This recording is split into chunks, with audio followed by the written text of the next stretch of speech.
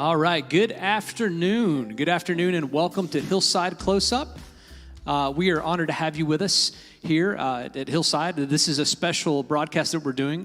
We call it Hillside Close-Up. We're going to use these throughout the year for important discussions and conversations and things like that. My name is Travis Jones. I'm the Minister of Spiritual Formation here, and today we're going to be tackling a subject matter and a topic that may be uncomfortable for some folks.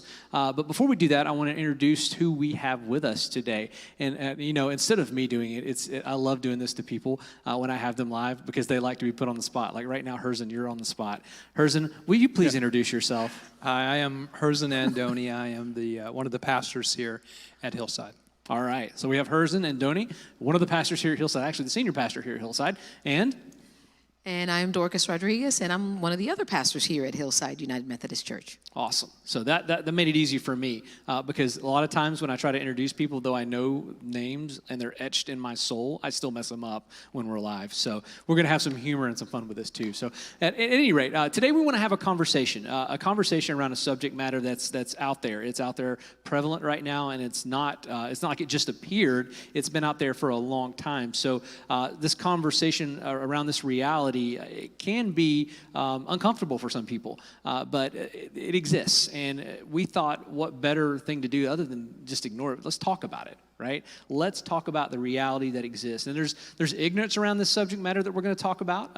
And ignorance isn't a bad thing. It just means you don't know. I've been called ignorant before, and I'll own that because I don't know a lot of stuff. But today we want to talk candidly about the issue of racism in the church, racism and the church, and the sin that it is. All right, and so I've got some questions, and I wanted to ask you guys just candidly, and I want you to answer them as best as you can, as comfortable as you can be answering them. And actually, some of them came from your message on Sunday, which I loved. You described racism as a sin, and yes. I thought that was awesome because as the church, you can't argue with that, right? So talk a little bit about that description of racism as a sin. Well, and in popular culture historically, we often look at racism in a sense as this social ill or social issue, or it's a matter for people of different races. But if you understand sin as missing the mark, basically missing what God intended for us to experience, to have in our lives, then racism is that. Racism is when I look at an individual and treat them as if they're not a child of God, as if I have forgotten the fact that all of us, regardless of who we are, where we come from, red and yellow, black and white and yellow, and everything else, that we are created with the image of God within us, every single one of us. Right. And when I begin to treat a brother or a sister as if that image doesn't exist, and I begin to treat them as if they're a piece of property, as if they're a means to my end, as if they don't matter, as if what they say doesn't matter, then that be solely because of the color, the shade of their skin, and that becomes racism. Because wholeheartedly, the scripture calls us to love God and love neighbor as ourselves. And if we don't love neighbor as ourselves, if we instead abuse them, deny their existence, or whatever it may be, under the guise of, or the description of racism, then that's what it is. That that's a sin. Yeah, and I love that. I love that. You were Well, go no, I ahead. was just saying what you were saying about love God and love others. And to me, that verse from the Bible says, if we can't love those that we see, Right. how can we love God that we have never seen? Never seen. So that verse just kind of jumps right on out when you were sharing that. Yeah, and I love when you said that racism is a sin. I went, there it is. Yeah. You don't as a believer, if it's a sin, and it is, you don't get to argue with it being a sin. No, exactly. Right? Because we forget that in these issues quite often we're arguing through a human definition. Well, this issue is fundamentally a God. It's a God issue, right? It's a heart issue, right? But it's a God issue. Yeah. And you So can't argue with God. It takes the argument out. It's like, okay, well, you can, but it doesn't get you much. Exactly right. Doesn't get you anywhere. And that kind of leads into the next question or observation I had. You said we all have expectations when it comes to justice and righteousness. Right. And that's a true statement. But it can be an issue because we all our expectations of justice and righteousness are different because we try to define what those are. Exactly. And that gets us in trouble. So I guess my question, and this is kind of is related to it, but how would using God's expectations of these things change our lives? If we were to look at, I mean, obviously racism as a sin, if we take justice and righteousness and use his definition of it, right, how would that fundamentally change how we live? Well, it would again recast. It would move the focus, the focal point off of us, off of our existence, off of a sense of what academics would call anthropocentricity, meaning that the human being is at the center of reality. Well, as followers of Christ, as God-fearers, God is at the center of our reality. Everything we see and everything we respond to is through that lens. So when I look at a sister or a brother, yes, I see their color, but I see more beyond that. I see who they are as a created being. You can't ever say, I'm colorblind. Well, really? if you're colorblind, then you're missing a whole lot. Right. My wife tells me I'm colorblind Exactly. sometimes, but that has to do with what I'm wearing. So to the issue of righteousness, when you take it out of humans at the center and put God at the center, you raise the standard of what righteousness is all about, right? Yeah. Of what justice might be. So in the case, for example, of righteousness, when you lift, and Jesus was often he was so good at doing that all the time.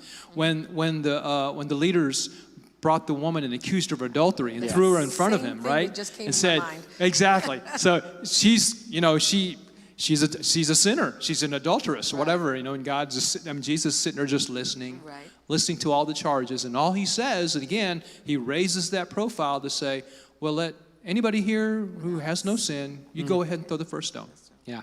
right?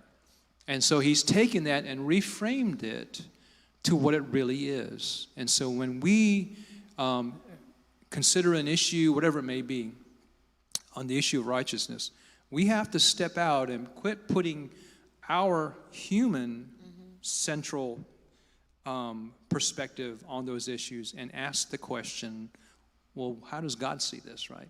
Yeah, what's God's perspective? I think it helps with, because we are so attached to it emotionally, in whatever may have happened in our experiences. Yes.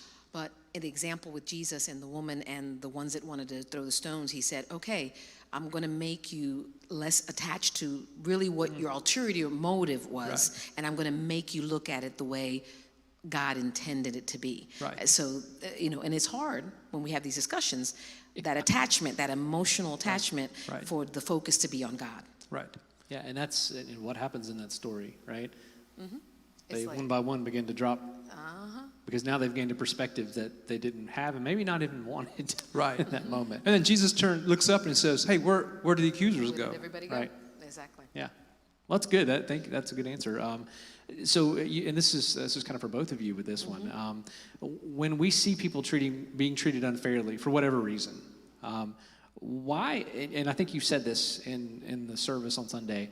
You actually, this may be a direct quote, so I'm sorry if it Go isn't. ahead. But why are we as believers unprepared to speak to it? Because you see people being treated unfairly. You see for whatever reason, but as believers, we should be right there. Sure. But a lot of times there's a hesitation. There's and I don't know. I can't remember if you answered it or not, but I wanted to bring that out here because I thought it was pertinent to our discussion. Right. I know that for most people, it's a matter of peer pressure. So if they're in the majority, they're not apt to jump in.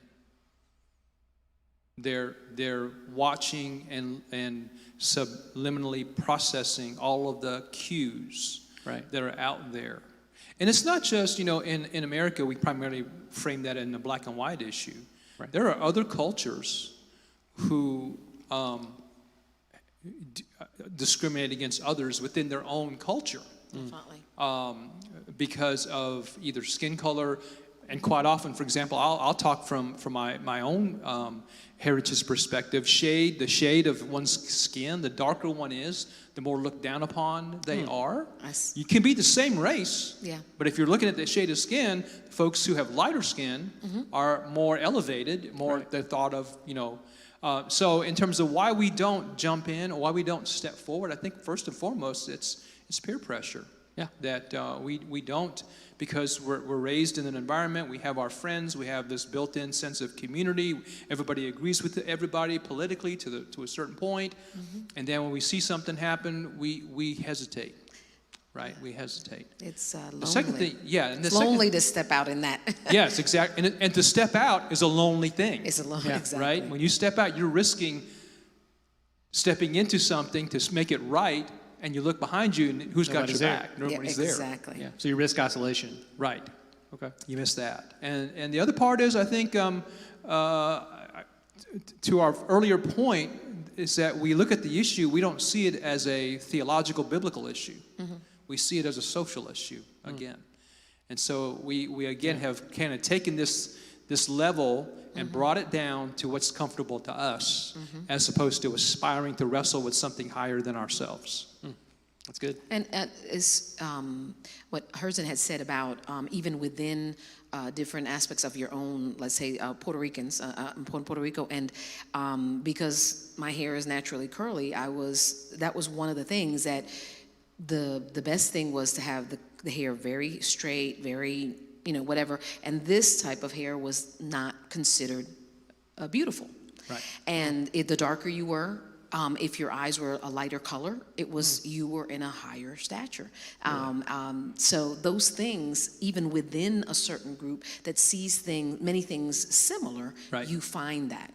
So you still find those pockets of unfairness and racism and things like that within. Sure, yeah. Quite often, like in my own culture, and say in the Filipino culture, Filipino culture is made up of two primary ethnicities, and cultures. The first one would be Spanish. The second one would be Chinese.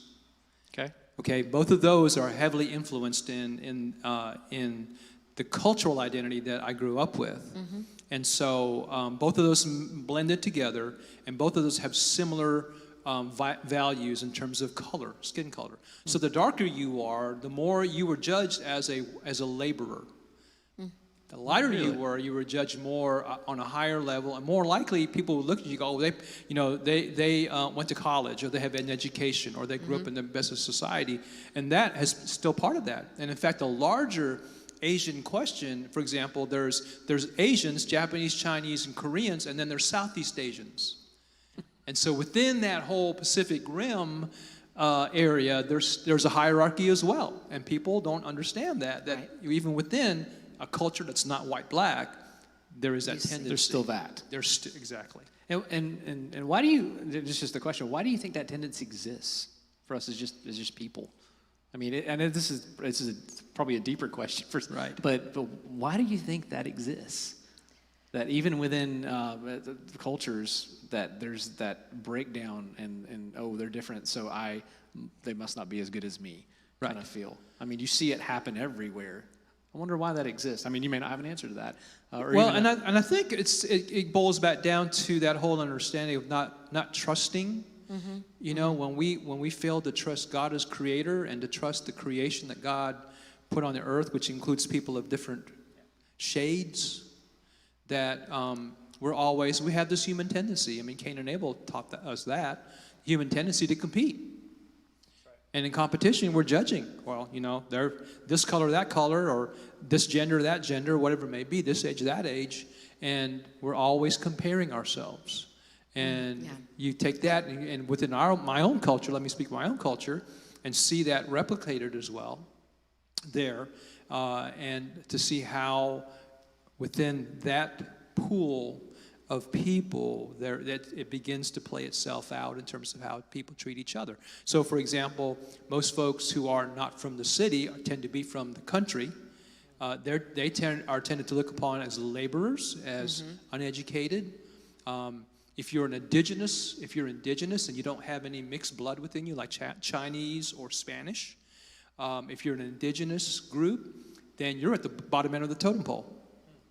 And even within that culture, for example, the higher elites take advantage of the indigenous people.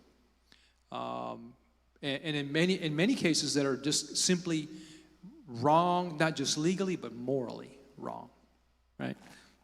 And even when we're talking about Latinos, Hispanic folks, regionally there's differences in us, even though we'll speak the language, we'll speak Spanish. And you have the Caribbean, you have people from Cuba, from Puerto Rico, from Dominican Republic, then you have people from Mexico, then you have Central America, then you have people from Uruguay, Brazil, and all these places.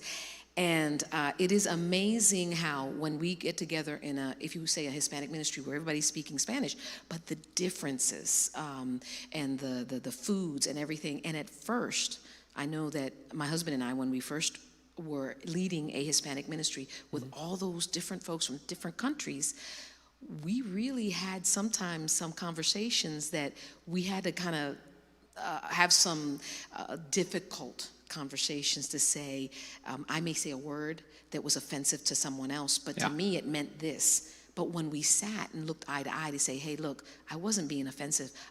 this word means this to me. It took a few years, though, for us. Sure. And it took a few years for them to trust us, because the other thing with Hispanics and Latinos is that Puerto Ricans are United States citizens. And sometimes even that works against us in that trust issue when you are in Hispanic ministry. And when you're able to see eye to eye, talk, not have the fear of the unknown, share that we have so many things that are the same. There's differences, but the core, we're similar.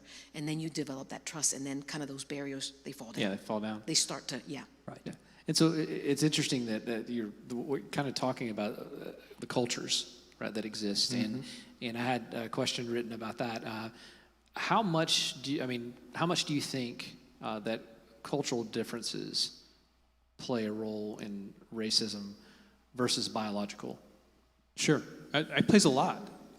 If you find people who have common culture, say they came from basically the same kind of socioeconomic background, same education level, intact families, blah, blah, blah, all the way down. So they are more apt to learn how to relate to each other, regardless of the difference in terms of skin color and toning, than it would be if you have people of different color and they're also different culture.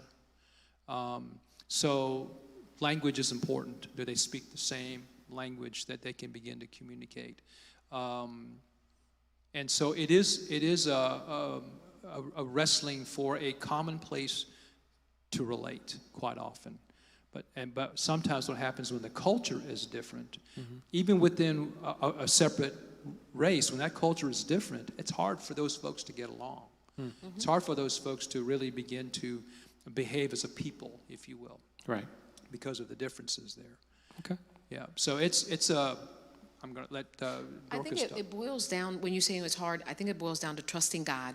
And then when you enter into a relationship with others and you trust God above it all, then when you little by little start breaking those barriers, whether it be language, whether it be race, whether it be culture, whatever it is, when you start with that center point you mentioned, trusting God, and you get in a relationship with folks, you start trusting each other, even with our differences, then I think that's when we can get to a better place in our discussions and going forward.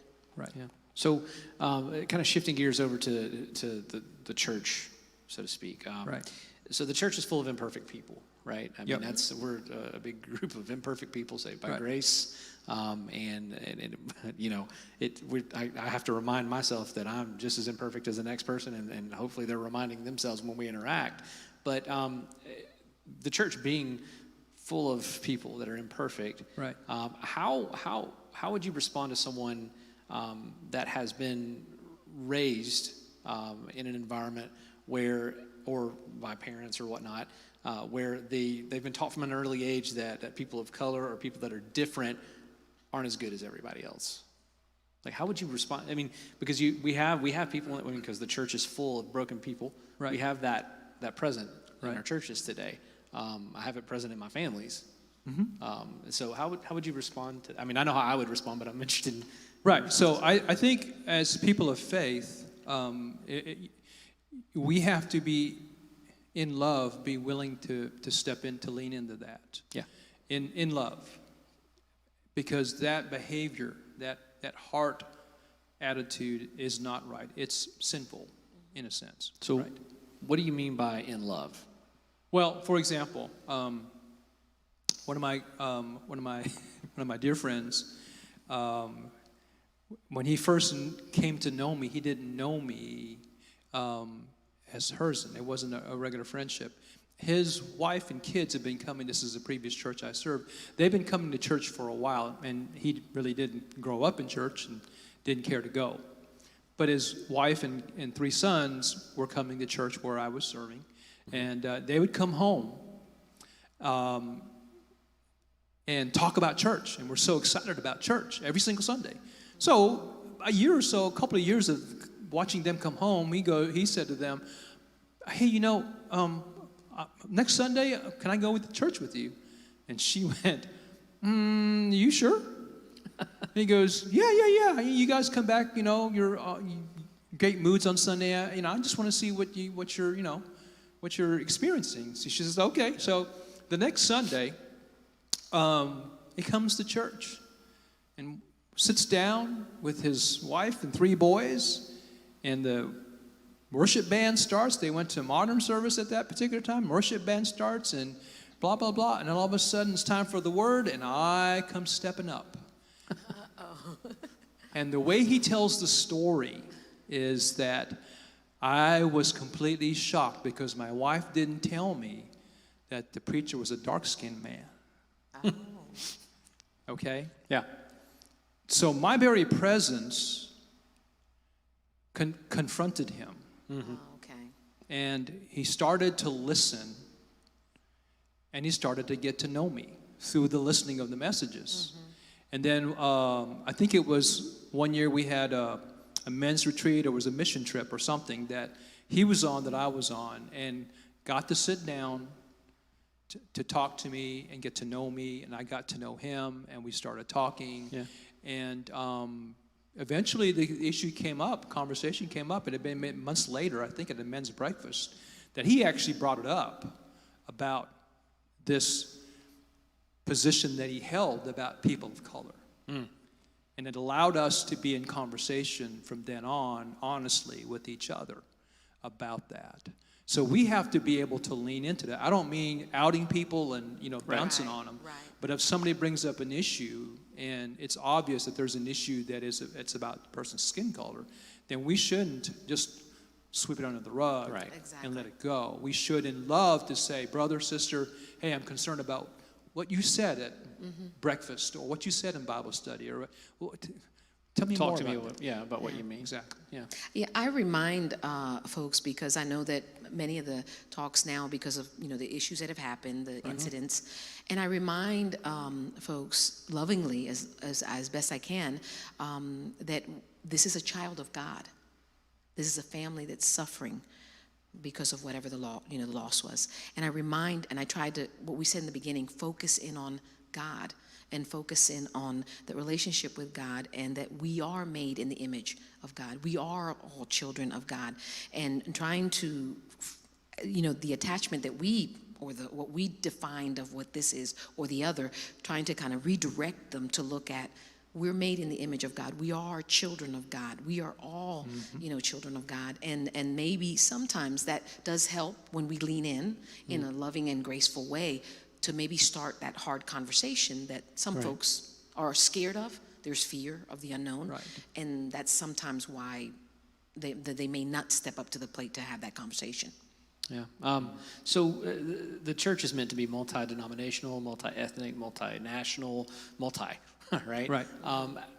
How have you seen the sin of racism infiltrate itself into the church? Oh, gosh. I can tell you that in my own personal experience, my journey toward ordination, I encountered racism toward my ordination journey. And it was in meeting. You see, I started my ordination journey in Florida, and one of the things that is part of the journey is that when you're in seminary, quite often representatives of the cabinets and boards of other conferences will come to the seminary to introduce themselves and to get to know, especially those students who are coming out of that conference. So I encountered racism with some members of the board who couldn't get past the fact that I was a person of color and that I was going to be part of a interracial couple, interracial married, couple, and they were looking for other ways and kind of struggling with where I could serve as pastor. And the tendency back then was to take a person of color and stick them in a church of color, rather than seeing them based upon their gifts and graces, and saying they're gifted in here and their background is here, and so this would be a good place for them to serve. And so what happens is they automatically pigeonhole people of color in certain situations that deny the full breadth of their gifting and their abilities, simply because they don't understand how they can help bring the fullness of God's creation to the church. And so what happens, the church ends up being robbed of some of the most talented, gifted people in ministry. Because of preconceived notions and Because of assumptions. preconceived notions based upon race. Yeah. Yeah. And with my case, as far as starting in ministry, I started where it was my husband and I, and we served together. I mean, he was the pastor, but I helped in any way, preach when he wasn't there and all that. But when God called me to pastor on my own, the thing was, there's a double, I guess for me, as far as being Hispanic, Latino woman, and being a woman. And in the culture of many of the Hispanics and Latino is that, you're the supportive role. So, my husband was like, okay, how are you going to allow your wife now to go and serve when she should stay in her role as being a supportive wife? And, needless to say, some folks left the church because of that. When I was pastoring on my own, a ministry, some people left because I was a woman. You lean into it as gracefully and lovingly. Some will maybe change their minds and accept. Some immediately are.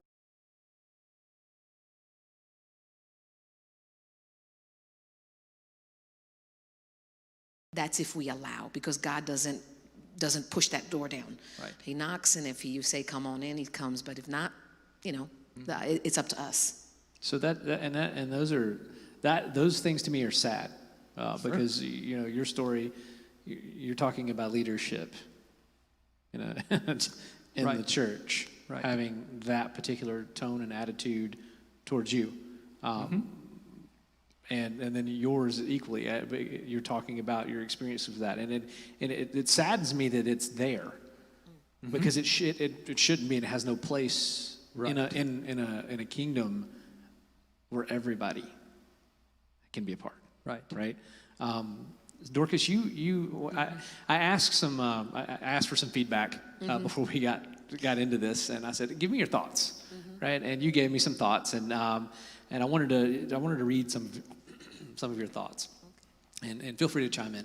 I said, give me your thoughts on this subject matter. What would you say? What would you want to talk about? And you said, there were a couple things that you've wanted some real, raw, meaningful discussion about this, but the fear of dismissal and avoidance of what you had to say was an issue for you. You want to speak to that? Well, I think the fear. Maybe if I want to explain, is twofold. I think the fear of the conversation is difficult. It is hard. We're talking about years and years, so this is not something that overnight would be fixed. And I think it's a difficulty of first having the conversation. You tend to want to ignore it, and it's better it'll go away on its own. I want to say that it's okay to say, when we say racism is a sin, it's okay to say that it is wrong. It is okay to speak up and say this is not something that we should do. in the loving and most gracious way. But one of the examples, when I gave you the example of fear, was, and this is, past, experiences, to have both Hispanic, Latino congregations, ministries that are in a, English-speaking congregation, and having the opportunities. I've always loved to try to have the opportunities where we come together. I've always seen it as we may have a service that is done in the Spanish language, but we're all one church. We're all God's children. We're all the body of Christ. Right. And resistance would be in the sense of, okay, we can come together, but the service is going to be the way that is comfortable for me, the English-speaking congregation. But you come as if I want to use this word, a spectator. Nothing is going to be done to make space for you. And I always say, but we miss out. Can't we do this? Can't we allow to have scripture or this or the other in the two languages? Do something blended where it would be beautiful. I mean, God understands all languages. God created them, right? If God wanted us all to speak one language, then we would all speak one language. Yeah, he took care of that early on. Very much. So I would say that the fear of being able to, folks that are in the room that may say, I don't want to worship with someone that maybe doesn't speak my language or does not look like me, that others in the room that were silent when that happened, were silent. And I know they could have said something and said, in the gracious, it was a moment to say, I don't think that's right. I think that God would want something better than that. And it did not happen. So that's, it's sad, like you said. Yeah. Well, I was going to say, in all those cases, in the situations I've been where I've seen that, witnessed it, been an observer, watched it, again, the tendency is for most of us to take that issue and to put human beings at the center of the issue. Yeah. Exactly. So it's my preference. It's my preference. Right. That bingo. Instead of asking what does God want? What would be a God-honoring thing? Putting God in the center of this experience, right?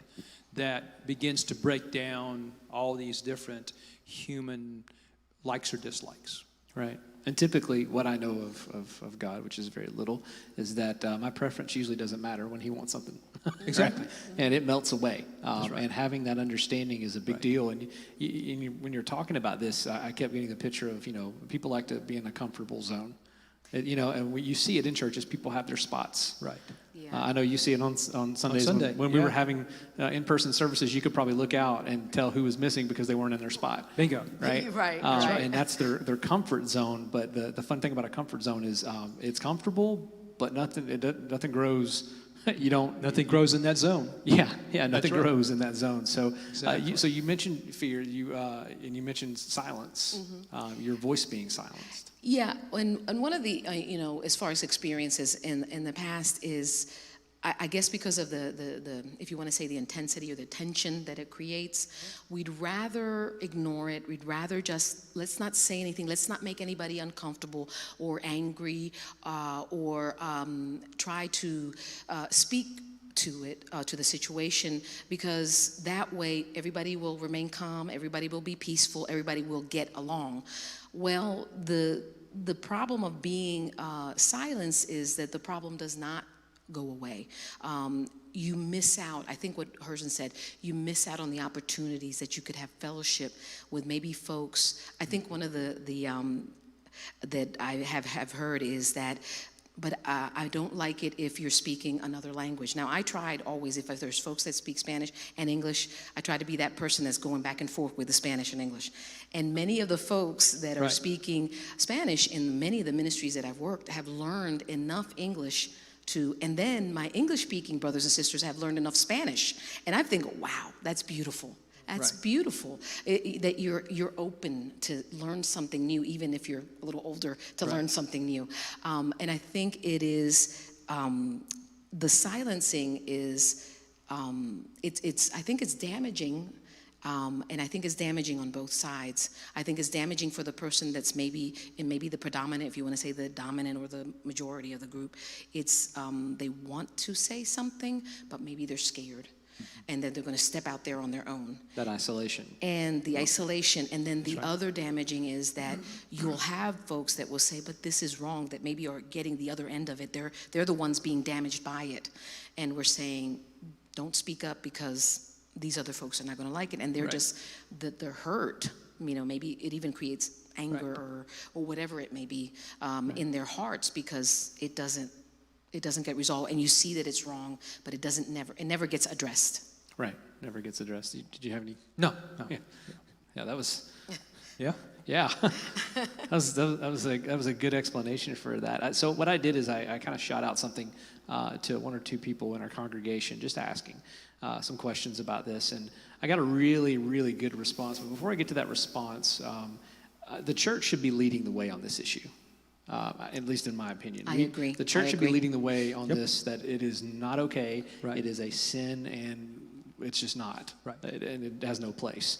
And this comment that I'm about to read was from a person who shared the sentiment of this. And they said, over this one topic, and this is the person that I asked, over this one topic, I have seen more hurt in churches, families, leadership teams, and communities.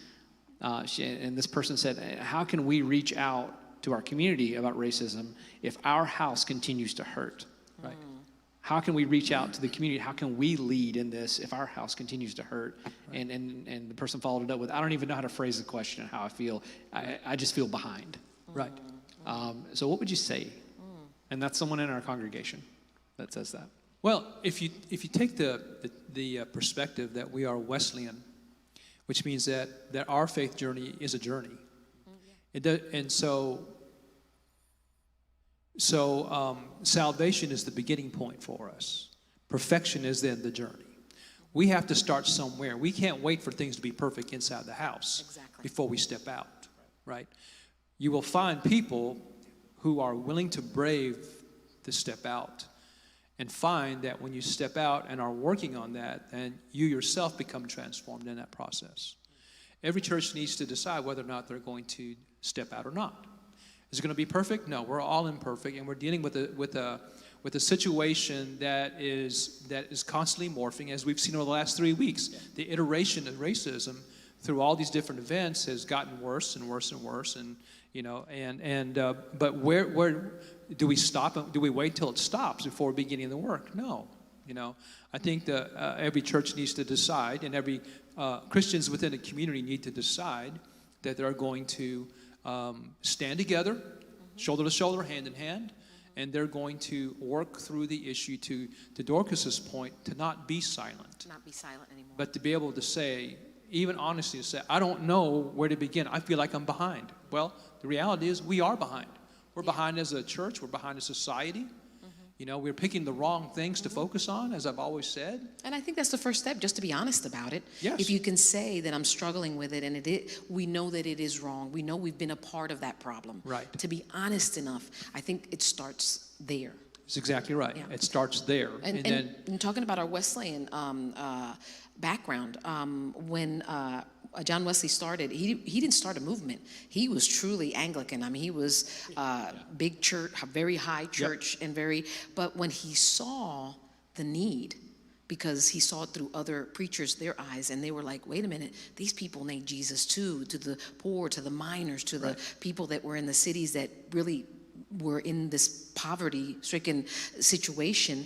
And the high church was like, what are you doing? And it was like he was pulled by God that this is where you need to be. Right. And even though it kind of cost him, but he started a movement without really realizing that he did. Right. Reaching out to maybe, if you want to say the other at that time in England, he reached out to the other that probably the church was ignoring. And we're in a situation that, we probably have a struggle, but we do need to lead. And like Curzon was saying, in which way is it, and being honest about. Yeah, I think a lot of times we're so, in our culture, we are so pre-programmed that we think we have to have some kind of package to put out there and to hit the button formula, and right? to take off. The answer box. The answer box, right. And that's not what we need. What people are longing for, I think, is a place where they can be honest with each other, to be able to say, I have this issue, I have this problem, I was raised in this environment, blah, blah, blah. I feel behind, I don't know where to begin, I don't know where to, and that's the place to be. And if we're doing that with each other in all honesty and with integrity, and transparency to say, this has got to be better. We have got to move toward what Jesus proclaimed and called the kingdom of heaven, the kingdom of God. What God created and what we see within the narratives of Genesis all the way through Revelation, that's what we need to wrestle with. And people, I think once we get to where people of good faith begin to look at that and to understand that this is the big lift opportunity of our life, and make a decision that we're going to give we're going to focus our energies on this as the church, we have an opportunity to make a tremendous witness to a world that is uncertain about us. Yeah. Right? Yeah, truth. When we started this conversation, before we actually started this conversation, we chose to meet around this table. Yes. This is a table that we use in our modern service to do communion. And we would have brought the traditional one down here, but that's a heavy one. Right, it's really big. Yeah, it's really big, really heavy, and We needed 2 days, Bob Dallas, our crew, and 4 or 5, That's right. jacks or something. Yeah, I mean, and just to get it up here. Yeah. But we chose to use this table because it's an important place. Right. You guys want to speak to the reason that? Well, to me, when we talk about communion, it comes also from community. And I love our tradition of open table for everyone. You do not have to be a member of the Methodist Church, where the table is open for everyone, where we receive Jesus. I mean, the bread, the covenant of the blood, the wine, and receiving and knowing what Jesus means to us, knowing that Jesus died for us and rose on the third day. But communion is community, and it's inclusive of everyone. And one of the things that comes to me is that back in the day when Jesus, I think, was the first, if you want to say radical, of going counter, whatever the society says this is the norm, when he would bring a child in front of all these men, the disciples that were around him, and said about the kingdom of heaven and being about receiving a child, children were property. Right. And when he did that, and all these men were like, they probably saying, Jesus, you're kind of giving us something. This is not what we're used to. Yeah. So when Jesus receives children, women, everyone, and when we come to the table, that is inclusive about the whole family of God. Right. I mean, that to me is very significant. Yeah, and for me, my theology, the theology of the sacrament, and especially of communion and the Eucharist, central to that image is that Christ is the host at the table. So when we talk about being open table, it is not the pastors who are the gatekeeper for who comes to the table. Exactly. We're just enacting and embodying what Christ is doing at that table. And so some of the most important transformational things happen at table. The lessons we learn as families and kids around the table, from our parents talking, our grandparents. I learned so much from my grandfather when he came to stay with us when I was a teenager. And he came to stay with us for well over a couple of years. And almost every night he had a story to tell, And some of them were just downright funny stories. And others were things that would kind of leave you thinking. And they had a powerful effect on shaping our perspectives of who we are and who we're to be. And so at the table, you've got Christ as the host. And every time I am the celebrant or even the recipient, when I'm sitting in a church and just being who I am and not being a pastor, and when we celebrate the sacrament, my imagination rises to the heavens, and I see Christ walking through the room. Amen. And I see Christ looking at that space in the sanctuary. And I see Christ ushering people, to the table, and drawing us together at that table.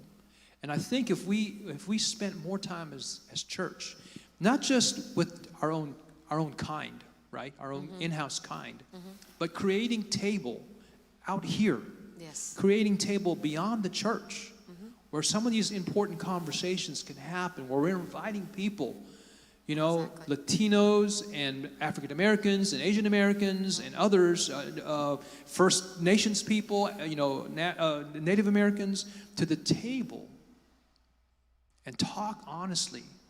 Quit being silent. Yeah. You know, if we're behind the ball on this issue, then fess up to it. We're behind the ball. But until we confess our sin, until we acknowledge that we don't have all the answers, we failed over and over again, we have no place to begin. And we've got to be able to get over that fact that we can't be sitting here and thinking that we've got to have everything perfect inside before we go out. No, quite often it's in the doing that we're perfected. Yeah. And we will make our mistakes. But if we in making mistake find that there's room at the table and I can come back to work out my salvation, as Scripture says, right? That's where we need to be.